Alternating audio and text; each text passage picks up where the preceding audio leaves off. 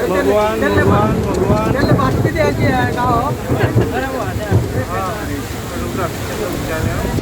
महाराष्ट्राच्या बऱ्याच जिल्ह्यांमध्ये अवकाळी पावसानं आपली दमदार हजेरी लावलेली आहे। यावल तालुक्यात अचानक सर्वत्र आलेल्या तुफान वादळी वाऱ्यासह मुसळधार पाऊस आल्यानं केळी व कापणीस आलेले ज्वारी, मका, बाजरी अशा शेती पिकांचं मोठं नुकसान होण्याची शक्यता व्यक्त करण्यात येत होती।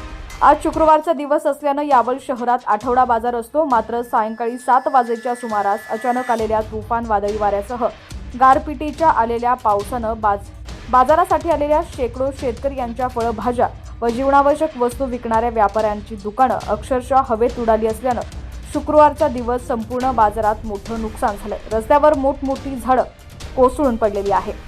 पावसाच्या बातम्या सर्वात आधी पाहण्यासाठी HPN मराठी न्यूज चॅनलला सबस्क्राइब करा आणि बेल आयकॉनवर क्लिक करून नोटिफिकेशन्स मिळवा, जेणेकरून आमचे अपडेट्स लवकरात लवकर तुमच्यापर्यंत पोहोचतील।